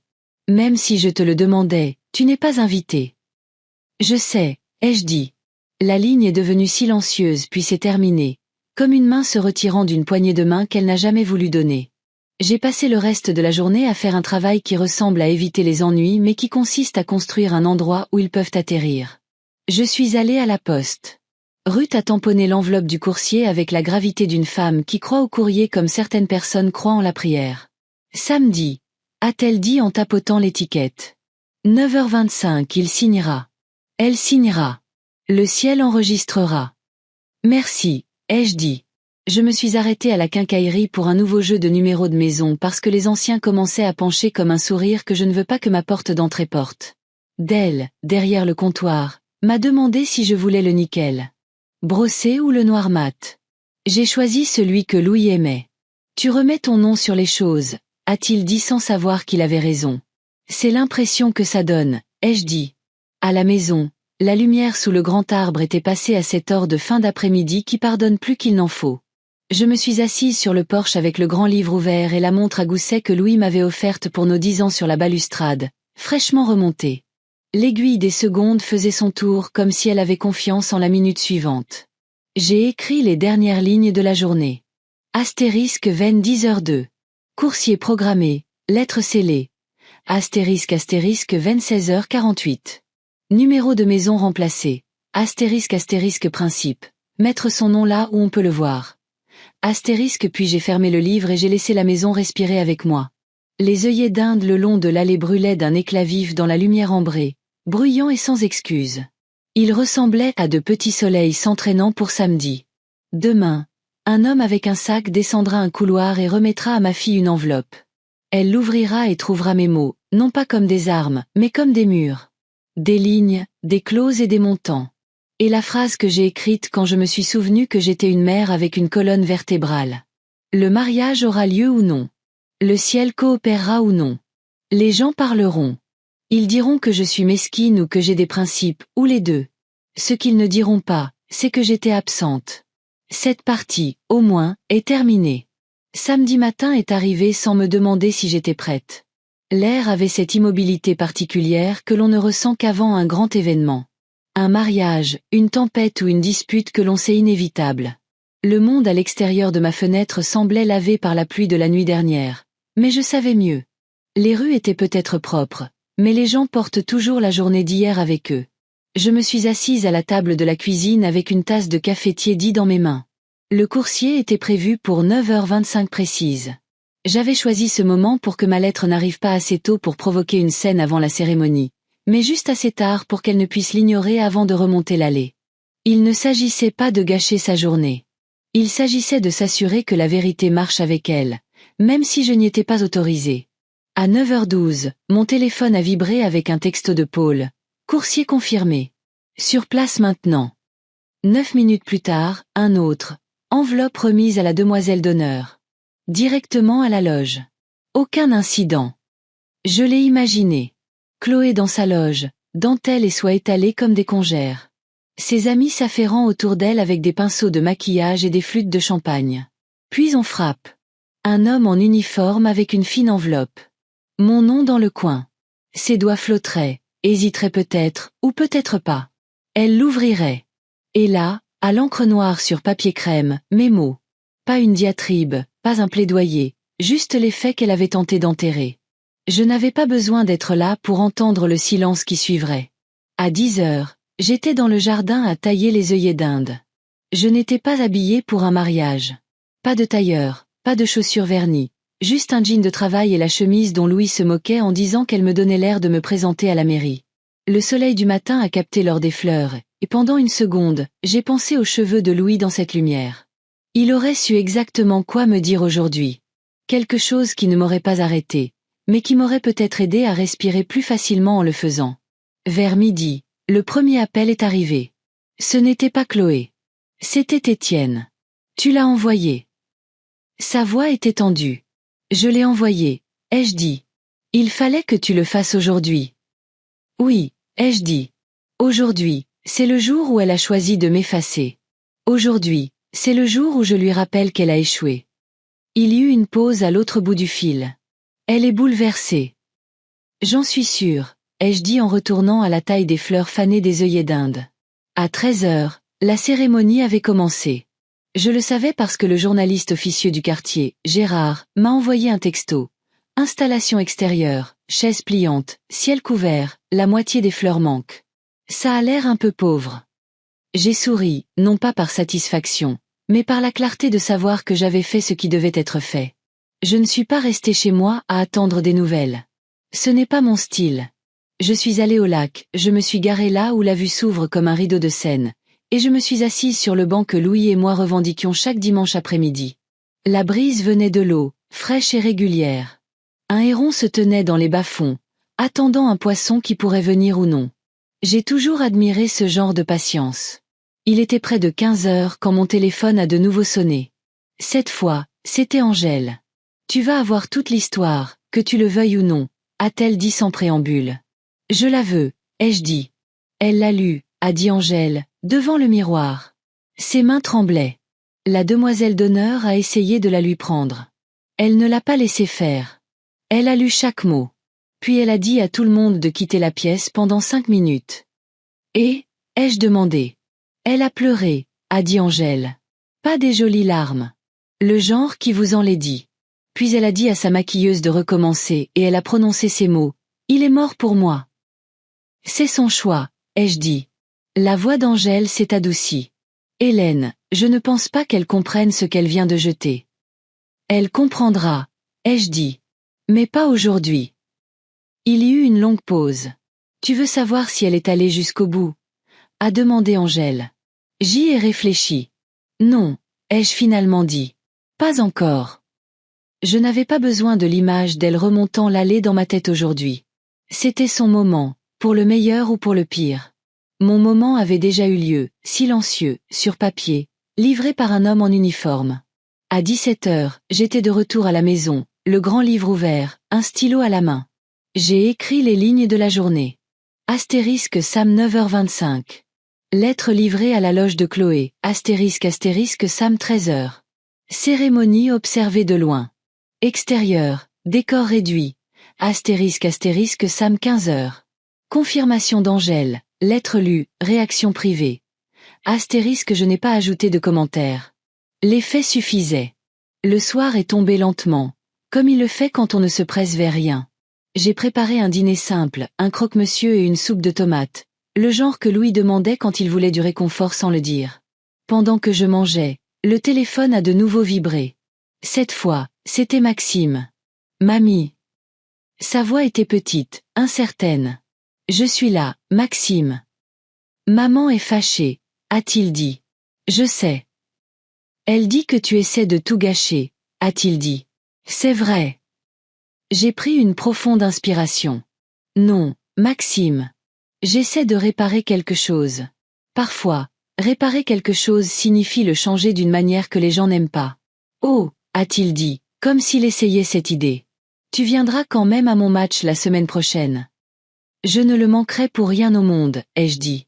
Après avoir raccroché, je suis restée assise là pendant un long moment, fixant le mur. On peut gagner une dispute même en ayant raison moralement et sentir quand même le vide de la perte résonner en soi. Ce soir-là, avant de me coucher, j'ai traversé la maison en éteignant les lumières. Dans le silence, j'ai entendu le faible bourdonnement du réfrigérateur, le tic-tac de la vieille horloge, le soupir du vent contre les avant-toits. Tout à sa place. Tout à nouveau à moi. Demain, les retombées commenceraient. Les gens prendraient parti. Les histoires se tordraient. Mais ce soir, j'ai dormi en sachant que la seule chose que je m'étais fixée était faite. Je m'étais assuré que mon absence serait remarquée, et non supposée. Et si Chloé voulait dire au monde que j'étais morte pour elle, eh bien, parfois, on les laisse écrire la première phrase. On s'assure juste d'être celui qui écrit la dernière. Le lendemain du mariage, on aurait dit que la ville avait veillé trop tard à parler de la vie de quelqu'un d'autre. Boisjoli porte le commérage poliment. Des Porsche, des voix prudentes, le mot « ma pauvre », faisant plus de travail qu'il ne le devrait. J'ai fait du café et je me suis tenue devant l'évier pendant que la bouilloire hésitait avant de bouillir. La maison avait ce silence du lendemain, pas vraiment la paix, mais le calme d'une scène avant que le rideau ne se lève à nouveau pour les notes que personne n'a répétées. Mon téléphone a vibré à 7h13. Paul. Vous allez voir des rumeurs. Restez factuel. Pas de commentaires. Une seconde plus tard, un lien vers le forum du quartier. Le titre était une gentillesse se faisant passer pour neutre. Question sur la cérémonie en plein air d'hier soir au domaine des Cèdres. Le fil de discussion en dessous était une rivière avec trop de pierres. Des cousins anonymes, la tante d'une demoiselle d'honneur, un homme qui jurait avoir travaillé dans l'événementiel pendant 20 ans. Les mots « conformité réglementaire » et « changement de fournisseur inattendu » revenaient sans cesse comme un refrain que personne n'aimait mais que tout le monde fredonnait. Je l'ai fermé. Il y a une différence entre savoir ce que les gens disent et leur louer une chambre dans sa tête. À 9h, Gérard a texté. Elle va enjoliver l'histoire. Préparez-vous. Il n'utilise jamais de mots superflus. 1 minute plus tard, un autre message. Celui-ci, une capture d'écran de la publication publique de Chloé. Nous l'avons rendue magnifique malgré le sabotage. 3 photos, des chaises dallées sur de l'herbe humide, un sourire qui travaillait dur pour l'appareil photo, un gâteau d'un étage plus petit que l'ambition. Sa légende. Certaines personnes choisissent le contrôle plutôt que l'amour. Nous avons choisi l'amour quand même. J'ai posé le téléphone face contre table et j'ai regardé la vapeur s'élever de ma tasse comme une pensée décidant de rester ou non. Le contrôle plutôt que l'amour. C'est une phrase que l'on écrit quand on ne veut pas se demander où l'amour s'arrête et où le vol commence. À 10h04, on a frappé. Pas Chloé. Elle, c'est une sonnette qui veut des applaudissements. C'était des phalanges. 3, espace, 1. Angèle. Elle est entrée avec une boîte de pâtisserie et cette fatigonnette sous les yeux. J'ai apporté des muffins, a-t-elle dit. Pour la victoire ou les condoléances? Les deux, ai-je dit. Assieds-toi. Elle l'a fait, ouvrant la boîte comme un traité de paix. Nous avons mangé en silence pendant une demi-minute. Le genre de silence qui dit « Nous n'avons aucune intention de lui faire du mal ». Elle a publié, a finalement dit Angèle. J'ai vu. Elle a omis la plupart des noms. Angèle a soupiré. Cette fille pense que les adjectifs peuvent construire une maison. Les adjectifs peuvent panser une blessure, ai-je dit. Ils ne peuvent pas arrêter le saignement. Angèle m'a regardé comme seule une autre mère peut le faire, quand on sait toutes les deux qu'on a enseigné certaines leçons trop tard. Tu veux savoir la partie qui n'était pas sur les photos? A-t-elle demandé. La partie qui ne finira pas en ligne. Dis-la. Elle a lu ta lettre, a dit Angèle. Elle l'a pliée soigneusement et l'a mise dans son sac. Après la cérémonie, avant les photos, elle est allée sur le chemin du jardin et elle a pleuré. Pas des larmes de colère, des larmes de deuil. Puis elle a dit au photographe qu'elle voulait une photo sans son bouquet. Elle a dit « Je ne veux rien tenir que je n'ai pas mérité ». La phrase a atterri dans ma poitrine et a pris une chaise. Je ne lui faisais pas assez confiance pour la remercier d'être venue. Et Michel, il s'est tenu à côté d'elle comme un homme qui avait décidé ce qu'il ne porterait pas, a dit Angèle. Il n'a pas secouru. Il est resté. Nous avons fini nos muffins et notre café. En partant, elle a posé sa main sur mon épaule, comme on le faisait à l'église quand les bénédictions étaient données par le toucher. À midi, mon téléphone s'est de nouveau allumé. Numéro inconnu. Je l'ai laissé aller à la messagerie vocale et j'ai écouté avec la vieille habitude d'une femme qui a appris que les mots sont plus courageux quand ils pensent que vous n'êtes pas là. Madame Martin, c'est Marc du domaine des Cèdres. Je voulais m'excuser pour la confusion d'hier soir. Nous avons suivi les directives de l'inspection comme requis. Je voulais aussi vous informer que nous émettons un remboursement de 25% à votre fille pour le changement d'hébergement.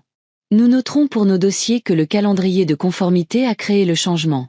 Merci pour votre implication. Traduction. Nous vous avons déplacé dans le jardin parce que les bâtiments et les règles comptent. Voici de l'argent qui le dit. J'ai transféré le message vocal à Paul avec l'objet « Remboursement partiel domaine des Cèdres » et j'ai écrit une ligne dans le grand livre. Astérisque DIM 12h07. Domaine des Cèdres. Rambe. 25% à Chloé. Cause. Conformité. Astérisque puis j'ai rangé le grand livre. Certains jours, les archives peuvent attendre. Vers 14h, Étienne a appelé. Il ne s'est pas embarrassé de salutations. « Tu es satisfaite ?» a-t-il demandé, la voix rauque de la nuit précédente ou damné à se convaincre de positions qu'il ne méritait pas. « Je suis calme, ai-je dit. C'est différent. »« Tu l'as humiliée. »« Elle a humilié la vérité, ai-je répondu. La vérité l'a humilié en retour. » Il a expiré bruyamment par le nez. Un son d'adolescent dans une poitrine d'homme. La nourriture était en retard. Les fleurs étaient. Ce n'était pas ce qu'elle voulait.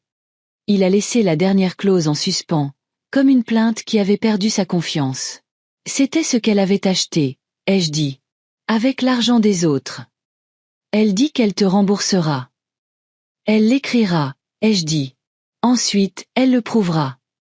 Et si elle ne peut pas? A-t-il demandé. Et voilà. La question d'un fils qui avait passé une décennie à croire que le mot « ne peut pas » était un jeu de bonneteau qu'il pouvait gagner s'il agissait assez vite. Alors elle apprendra ce que ne peut pas signifie quand ce n'est pas une tactique, ai-je dit. Étienne, ce n'est pas du théâtre. C'est de l'arithmétique. Je te déteste comme ça, a-t-il dit. Tu me détestais quand je disais oui, et ça t'a fait penser que je dirais toujours oui, ai-je répondu. Choisis ta haine. Il a raccroché, et je suis resté dans la cuisine assez longtemps pour remarquer la façon dont la lumière se déplaçait sur le comptoir comme une danseuse lente. On peut passer une vie à attendre la contrition et manquer la minute où ce n'est plus le but. À 16h, Paul a appelé. 2 choses. Premièrement, le remboursement du domaine des Cèdres est réel.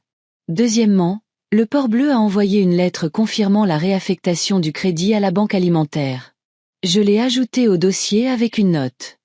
Quelle note? Que la générosité sans complaisance est possible, a-t-il dit. Narquoisement. J'ai droit à un aphorisme par mois. Vous venez d'utiliser le vôtre. Il a fait une pause, puis a ajouté plus doucement. Comment allez-vous? Moins vertueuse que ce dont les gens m'accuseront, ai-je dit. Moins cruelle que ce que ma fille exige pour se qualifier de victime. Cela ressemble à une femme qui ne jubile ni ne s'excuse, a dit Paul. Ce qui veut dire, bien. Nous avons raccroché. Je suis sorti sur le porche. La fin d'après-midi de Boisjoli avait le même bourdonnement régulier qu'elle a toujours, le double bruit sourd d'un ballon de basket 3 maisons plus loin. Une tondeuse refusant la retraite. La radio de Madame Carton jouant une chanson trop vieille pour que quiconque ait honte de l'aimer. Le grand arbre déversait de l'ombre en carrés mesurés. Les œillets d'Inde brillaient fort dans la lumière indulgente. Une berline s'égarait. Je l'ai reconnue avant de voir qui en sortait, car certains moteurs annoncent leur propriétaire. Michel. Il a monté les marches avec un sac en papier dans une main et la mâchoire serrée de cette façon que je reconnaissais chez les garçons qui ont décidé d'être des hommes même si personne ne leur a remis de diplôme pour ça. Hélène, a-t-il dit. J'ai apporté des restes de gâteau. Ce n'est pas une offrande de paix. C'est de la nourriture. La nourriture survit au pourparlers de paix, ai-je dit. Viens t'asseoir. Il a posé le sac sur la table et n'y a pas touché. Elle a lu votre lettre. C'est ce que j'ai entendu. Elle a dit que c'était cruel, a-t-il dit. Je lui ai dit que le silence aurait été cruel. Nous sommes restés assis avec ça. Les planches du porche ont supporté notre poids comme elles l'ont toujours fait. Elle va le faire, a-t-il dit après un moment. Le plan, les fournisseurs, les remboursements, tout. Elle a dit que la phrase qui l'a touchée était « Arrête d'utiliser la famille comme un code de réduction ». Il a grimacé. Je pense qu'elle vous a détesté pour l'avoir écrit parce qu'elle s'est reconnue dedans. La reconnaissance est la première étape, ai-je dit. L'étape 2 est la partie que je ne peux pas faire pour elle. Il a hoché la tête. Je veux l'épouser, Hélène. Mais je n'épouserai pas la version d'elle qui pense que l'amour est un coupon de réduction. Si ça veut dire qu'on attend, on attend.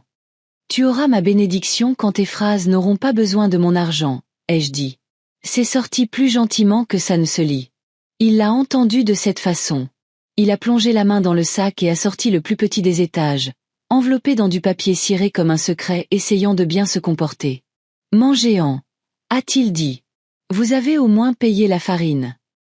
Nous avons mangé le gâteau avec nos mains parce qu'aucun de nous ne voulait la cérémonie des assiettes, et il avait le goût de tous les gâteaux de mariage que vous avez fait semblant de trouver meilleurs qu'ils ne le sont, sucrés, un peu denses, glacés de sincérité. Nous avons bu de l'eau dans des verres qui ne correspondaient pas parce que les beaux services sont pour les invités qui ne vous donnent pas envie de jouer la comédie. Merci de ne pas être venu, a dit Michel en partant. Et merci d'être venu. C'est plus facile de comprendre les deux quand on en est la raison, ai-je dit. À 18h, j'ai fait une promenade, car parfois on a besoin de laisser ses pieds penser. Le trottoir se souvenait des genoux écorchés de Chloé et des collisions en skateboard d'Étienne. Près de la location, je me suis arrêtée. Pas de lumière, pas de bruit. Une maison veut des occupants qui connaissent la différence entre un abri et un entrepôt. En retournant vers la maison, j'ai vu Élise, l'ex d'Étienne, remonter la rue avec un sac de course passé sur son avant-bras. Elle a ralenti en me voyant. Hélène, a-t-elle dit. Les félicitations sont bizarres aujourd'hui. Alors, solidarité. Solidarité, ai-je dit. Élise. Maxime m'a dit que la cérémonie était dehors. Il a dit que c'était joli et aussi froid.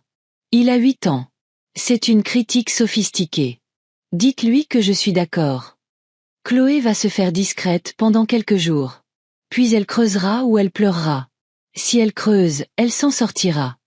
J'ai fini de tenir l'appel pour les autres, ai-je dit doucement. Bien, a-t-elle dit, et elle a continué son chemin avec la démarche de quelqu'un qui sait où elle va, parce que d'où elle venait n'était pas la bonne direction. La nuit est tombée avec le genre de confiance qui vous fait lui pardonner d'avaler le jour. J'ai allumé la lumière du porche. La nouvelle minuterie n'avait pas décidé de se disputer avec le coucher du soleil. Je me suis assise avec le grand livre ouvert, seulement parce que la routine est un radeau. J'ai écrit quelques lignes, revenant sur les 2 derniers jours, complétant ce que je n'avais pas saisi, car saisir n'est pas vivre. Astérisque Sam 17h40. Appel de Max, demander si je gâche tout. Expliquer réparation vs. Ruine. Match la semaine pro. Engagement pris. Astérisque dim 12h07. Rambe. Partiel domaine des cèdres noté. Astérisque dim 16h03. Michel. Gâteau plus conversation. Limite affirmée. Bénédiction différée. Astérisque puis j'ai fermé le livre et j'ai laissé le papier redevenir un meuble. Le téléphone a vibré une fois de plus avant que je n'aille me coucher. Un message de Chloé. Pas un discours, pas une performance, juste 3 lignes, sans ponctuation et direct d'une manière qui m'a fait penser qu'elle avait peut-être lu la lettre plus d'une fois. Astérisque je l'ai relu. Je t'enverrai un plan mardi. Je n'utiliserai pas le mot urgence quand je veux dire désir. Astérisque je n'ai pas répondu. Non pas parce que je me retenais, mais parce que les débuts sont fragiles, et mon travail n'était pas de mettre du poids dessus avant qu'il ne durcisse. J'ai dormi comme une femme qui avait échangé le bruit contre le travail. La maison se souvenait comment respirer autour de moi. Les œillets d'Inde dehors se sont estompés en une braise tenace et ont continué leur veille. Et le matin, parce que les matins viennent toujours, même quand les gens publient sur vous, le soleil est arrivé sans consulter le forum du quartier, et la bouilloire a demandé si j'étais prête à faire une journée à laquelle je n'aurais pas à m'excuser. Si vous m'aviez demandé alors si la vengeance ressemblait à un triomphe, j'aurais dit non. C'était comme remettre son nom là où il avait été effacé et choisir de ne pas écrire celui de quelqu'un d'autre pour lui. C'était comme des limites qui ne criaient pas parce qu'elles n'en avaient pas besoin. C'était comme un gâteau sur une marche de Porsche et une lettre lue dans un miroir et un garçon qui veut que vous soyez à son match de baseball la semaine prochaine parce que c'est le genre de score qui compte. Et c'était comme ça, la montre à gousset, remontée et stable, avançant vers un mardi ou une autre. Enveloppe arrivera, non pas par coursier et non pas dans la panique, mais par choix. Un plan, de l'écriture de ma fille, sur du papier qu'elle comprend enfin. L'enveloppe est arrivée un mardi, comme elle l'avait promis. Pas en recommandé, pas glissé sous la porte dans un geste nocturne, juste là, dans ma boîte aux lettres, entre une facture d'eau et un prospectus pour un service de jardinage à moitié prix. Du papier ordinaire dans une enveloppe ordinaire, mais mon nom, écrit de la main de Chloé, avait un poids qu'il n'avait pas eu depuis des années. Je ne l'ai pas ouverte tout de suite. Non pas par peur de ce qu'il y avait à l'intérieur, mais parce que parfois, il faut décider si l'on est prêt à voir la vérité à l'encre noire. Je l'ai emporté dans la cuisine, je l'ai posé sur la table et j'ai d'abord fait du café. Mesuré, moulu, versé, le tout sans la regarder. Le son de la bouilloire montant en ébullition était plus stable que mon pouls. Quand j'ai finalement déchiré le rabat, j'ai trouvé une seule page pliée en 3 avec précision. Pas d'embellissement, pas de parfum, pas de tentative de décoration, juste son écriture, plus petite que d'habitude, comme si elle voulait que les mots prennent moins de place dans le monde. Astérisque maman, astérisque astérisque voici le plan, astérisque astérisque 1. Échéancier de remboursement. 1000 € par mois à partir du mois prochain jusqu'à ce que le solde de la carte et les frais de mariage soient entièrement couverts. Astérisque astérisque 2. Tous les comptes fournisseurs seront transférés hors de ton nom d'ici vendredi. Astérisque astérisque 3. Michel a accepté de couvrir la moitié du solde restant du traiteur. Astérisque astérisque 4. Je n'utiliserai plus la carte d'urgence. Elle sera découpée et te sera retournée. Astérisque astérisque 5. Je fournirai des mises à jour mensuelles sur les paiements jusqu'à ce que la dette soit effacée. Astérisque astérisque ce n'est pas une excuse. Elle viendra quand j'aurai mérité le droit de la donner. Je ne demande pas encore le pardon. Je demande la chance de faire ce que j'ai dit que je ferais. Astérisque astérisque Chloé astérisque je suis restée assise là un long moment, la page entre les mains. Ce n'était pas une lettre d'amour, mais d'une certaine manière, c'était quelque chose de plus rare. Une lettre qui n'essayait pas de s'adoucir avec des excuses. J'ai appelé Paul. Elle a envoyé le plan. Et, a-t-il demandé. C'est mieux que ce à quoi je m'attendais. Hélène, a-t-il dit, mieux que ce à quoi vous vous attendiez n'est pas la même chose que bien. Est-ce que ça vous convient? Oui, ai-je dit. Puis, après une pause, non. Ça convient pour l'argent. Ça ne convient pas pour la partie où une fille devient une étrangère. Cette partie, a dit Paul, n'est pas dans le plan. Elle est dans l'exécution. J'ai raccroché et j'ai mis la lettre dans le grand livre, non pas entre les transactions, mais dans le rabat avant, là où je garde les choses qui comptent plus que les mathématiques. Le jeudi, le premier rebondissement est arrivé, non pas de Chloé, mais d'Étienne. Il est arrivé sans prévenir, portant la même veste qu'il avait au mariage, le revers encore froissé à l'endroit où la boutonnière avait été épinglée. Il n'avait pas l'air d'un homme venant se battre. Il avait l'air d'un homme portant quelque chose de plus lourd que le sac qu'il tenait. « Je ne suis pas là pour elle », a-t-il dit dès que j'ai ouvert la porte. « Je suis là pour moi. » C'est une distinction intéressante, ai-je dit en m'écartant. Il s'est assis à table et a placé un dossier entre nous.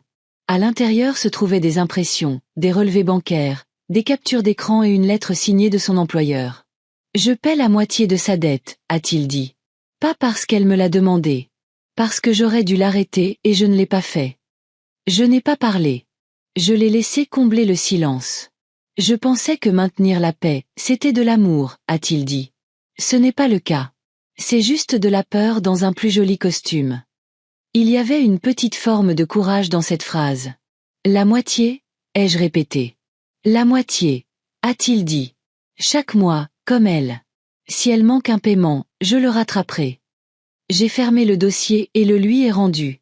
Tu n'as pas besoin de ma permission, Étienne.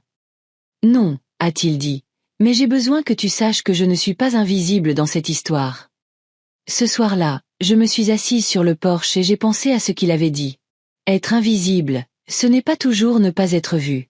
C'est choisir de se tenir là où personne ne regarde. Peut-être qu'Étienne entrait enfin dans la lumière, même si elle brûlait. La semaine suivante, Chloé a appelé. Pas de texto, pas de message vocal d'abord, juste sa voix au téléphone. J'ai transféré les comptes, a-t-elle dit. Les fournisseurs sont à mon nom maintenant. Et j'ai découpé la carte. Tu veux les morceaux? Non, ai-je dit. Je ne garde pas de trophée. Silence au bout du fil, puis, tu ne vas pas me faciliter la tâche, n'est-ce pas? Non, ai-je répété. La facilité n'enseigne rien. Elle a expiré comme si elle retenait 3 réponses différentes. D'accord. J'enverrai le premier paiement vendredi. Chloé. ai-je dit avant qu'elle ne puisse raccrocher. Il ne s'agit pas que tu deviennes quelqu'un que j'approuve. Il s'agit que tu deviennes quelqu'un avec qui tu peux vivre. Je sais, a-t-elle dit doucement. Et puis la ligne est devenue silencieuse. Les jours ont passé. Les paiements sont arrivés, petit mais à temps. Chacun était une brique dans quelque chose que je n'étais pas encore prête à nommer. Mais ensuite est venu le deuxième rebondissement. Une lettre du domaine des Cèdres, adressée à moi. Je l'ai ouverte en m'attendant à une autre confirmation de remboursement. Au lieu de cela, c'était une plainte déposée par Chloé. Elle affirmait que le changement de lieu de dernière minute résultait d'une ingérence de tiers et demandait une compensation supplémentaire. Il demandait ma déclaration en réponse. Je l'ai appelé immédiatement. Pourquoi? J'ai pensé. A-t-elle commencé? Tu as pensé quoi? Ma voix était plus calme que je ne l'attendais. Que peut-être il me devait plus, a-t-elle dit. Chloé, ai-je dit. Tu ne peux pas parler de responsabilité d'un côté et déposer une plainte de l'autre parce que ça pourrait te rapporter un chèque. Il ne s'agit pas de. A-t-elle commencé, mais c'est arrêté. Je vais la retirer. Non, ai-je dit. Va jusqu'au bout. Laisse-les la rejeter. Laisse-toi voir ce qui se passe quand tu essaies de réécrire une vérité qui est déjà publique. 2 jours plus tard, elle a rappelé. Ils l'ont rejeté, a-t-elle dit. Et je ne fais pas appel. Une pause. Je comprends maintenant, à propos de la vérité qui t'humilie en retour. Ce n'était pas une excuse, mais c'était un miroir. À la fin du mois, le solde avait diminué de 2000 €, plus que ça quoi je m'attendais si tôt. Michel est passé un soir avec une boîte de linge de table restant du traiteur. J'ai pensé que tu pourrais les utiliser pour quelque chose, a-t-il dit. Ils sont payés maintenant. Nous nous sommes tenus dans la cuisine à les plier. 2 personnes qui avaient toutes deux dû apprendre à la dure que l'amour sans respect n'est que du théâtre avec un mauvais éclairage. Pensez-vous qu'elle me pardonnera? A-t-il demandé soudainement. Ne demande pas ça, ai-je dit. Demande si elle se pardonnera à elle-même. C'est le plus difficile. Le week-end suivant, le match de baseball de Maxime est devenu un terrain neutre. Chloé était là, assise 2 rangées plus bas avec Michel. Étienne était assis à côté d'elle, les 3 ressemblant à une photo de famille dans un cadre qui n'avait pas encore été dépoussiéré. Entre les manches, Maxime a couru vers moi. Maman dit que tu viens dîner le mois prochain, a-t-il dit. C'est ça. Ouais, a-t-il dit, les yeux grands ouverts. Elle a dit que ce n'est pas une trêve. J'ai oublié le mot. Un arrangement? Ai-je proposé. Ouais, c'est ça. C'est comme une trêve? Parfois, ai-je dit. Parfois, c'est juste un point de départ. Quand le match s'est terminé, Chloé s'est approchée. Pas de foule, pas de scène, juste elle dans la lumière de l'après-midi. Je veux que tu viennes, a-t-elle dit. À quoi? Dîner. Ici, avec nous. Pas de discours, pas de grand livre, juste un dîner. J'ai cherché le piège sur son visage. Je n'en ai pas vu. J'y réfléchirai. Elle a hoché la tête. C'est tout ce que je demande. En marchant vers ma voiture, j'ai réalisé quelque chose. La vengeance avait cessé d'être le but il y a des semaines. Ce que je voulais maintenant était plus difficile à nommer. Quelque chose entre la justice et la réparation. Comme le moment où un os cassé se ressoude et où vous décidez si vous allez l'utiliser à nouveau. Ce soir-là, j'ai ouvert le grand livre et j'ai écrit. Astérisque vaine invitation à dîner de Chloé. Conditions floues. Confiance provisoire. Astérisque et pour la première fois, je n'ai ajouté aucun montant en euros à la ligne, parce que peut-être, juste peut-être, certaines dettes ne sont pas censées être mesurées en argent. Je n'ai pas ouvert son texto tout de suite.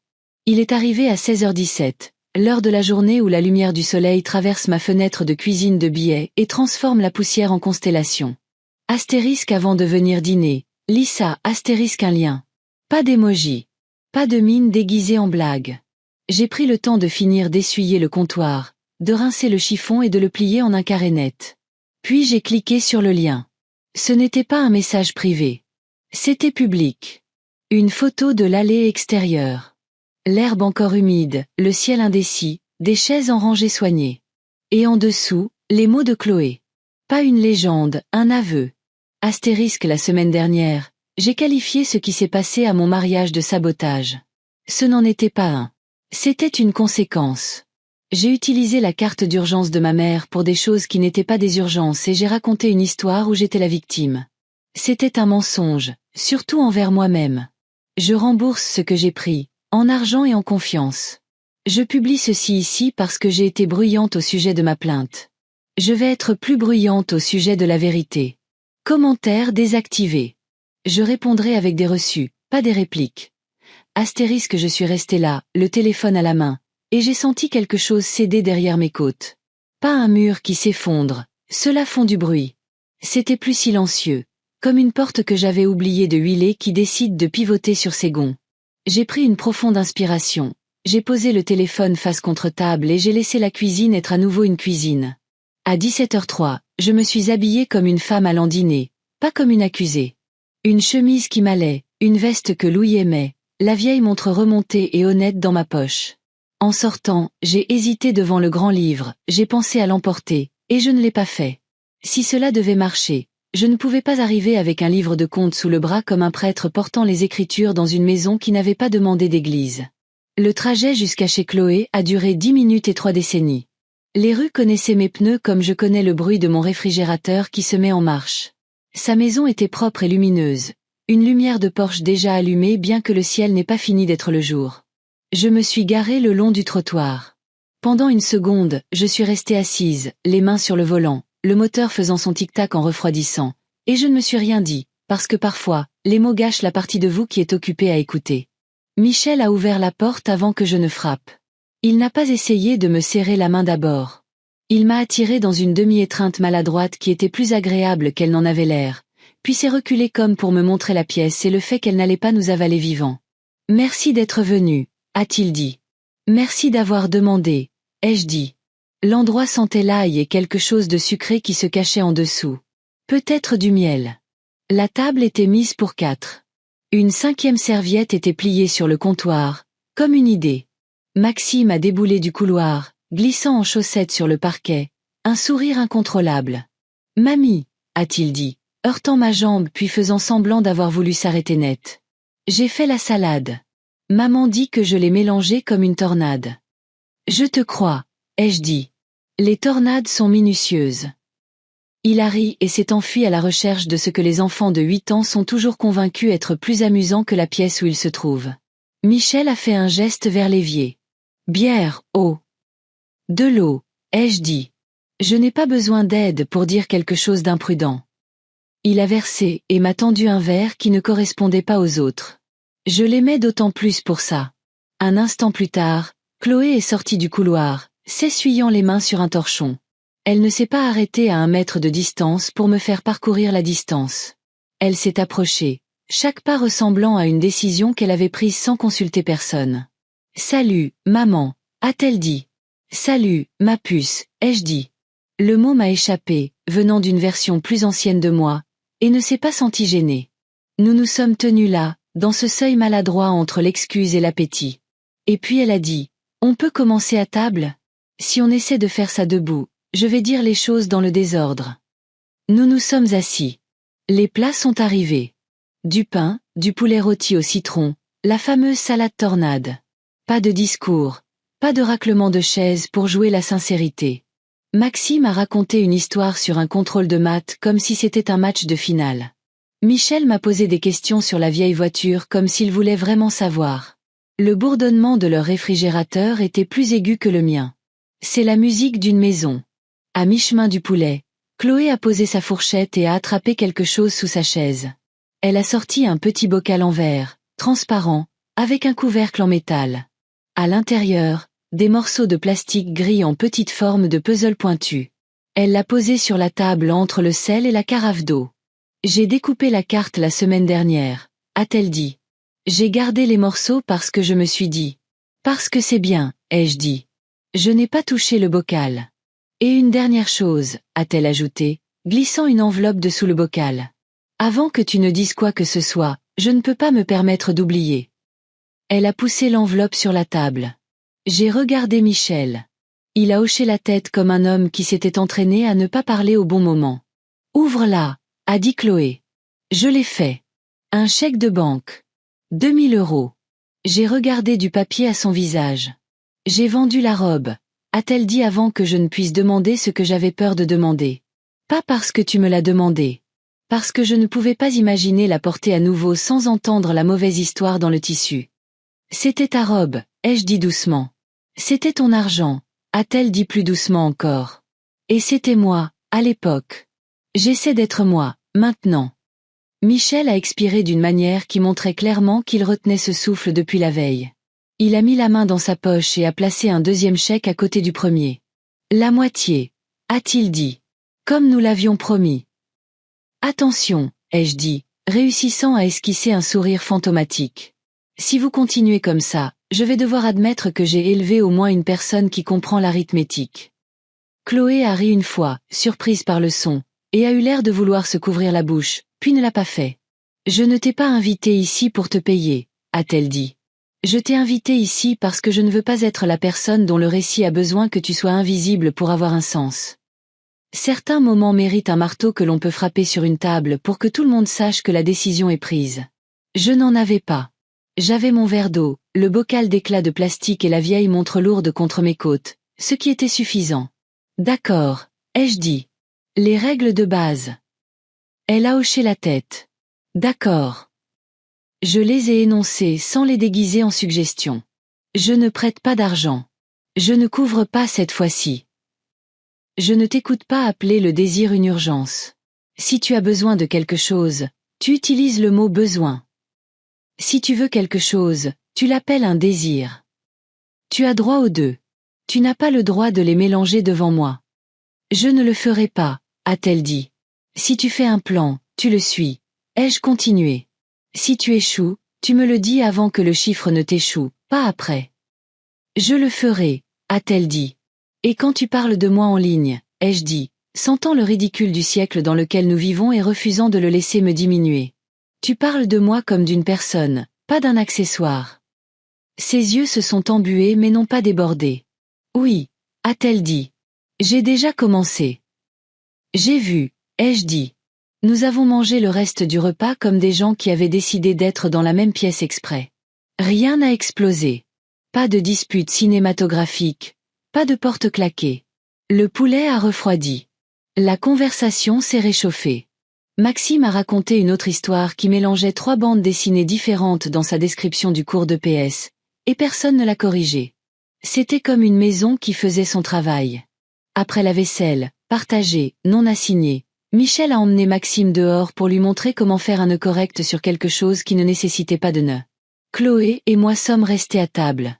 Elle a gratté une miette avec son ongle puis s'est arrêtée, a posé les 2 mains à plat et m'a regardé en face. Je suis désolée, a-t-elle dit. Sans préface, sans fioriture. J'ai eu tort. Je me suis raconté une histoire où tu étais la méchante parce que ça rendait plus facile d'être l'héroïne de la mienne. J'ai volé. Puis j'ai menti sur pourquoi c'était acceptable. Et quand tu as tendu un miroir, j'ai essayé de briser le miroir au lieu de réparer mon visage. C'était la meilleure excuse que j'ai jamais reçue, car elle ne m'obligeait pas à être noble pour l'accepter. Elle ne demandait même rien. Elle se tenait là, un fait, pas une performance. Merci, ai-je dit. J'accepte. Elle a hoché la tête une fois, comme une coureuse sur la ligne de départ qui entend le pistolet du starter dans sa tête. Je ne te demande pas de me remettre dans ton testament, a-t-elle ajouté, un demi-sourire jouant avec le sérieux, parce que c'est ainsi qu'elle évite de se noyer. Je te demande de continuer à ouvrir la porte. Je peux faire ça, ai-je dit.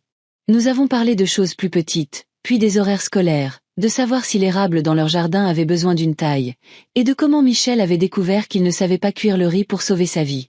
Je lui ai parlé de la banque alimentaire et de la façon dont la bénévole avait écrit « Port bleu, 30%, sur un calendrier comme si c'était un jour saint. Elle a dit qu'elle aimait que les gens de notre ville écrivent encore les choses là où les autres pouvaient les voir. Quand je me suis levée pour partir, elle a pris le bocal de morceaux de cartes et me l'a tendu. Pour tes archives, a-t-elle dit, essayant le mot comme une robe qu'elle aurait retouchée correctement cette fois. Pour mes étagères, ai-je corrigé. Tout ce qui est dans cette boîte n'est pas une blessure. Certaines choses sont des pansements. Sur le porche, Michel m'a de nouveau serré la main, inutilement et exactement comme il le fallait. Maxime a couru vers moi de cette course hésitante des enfants qui essaient de coordonner leurs membres et leur joie.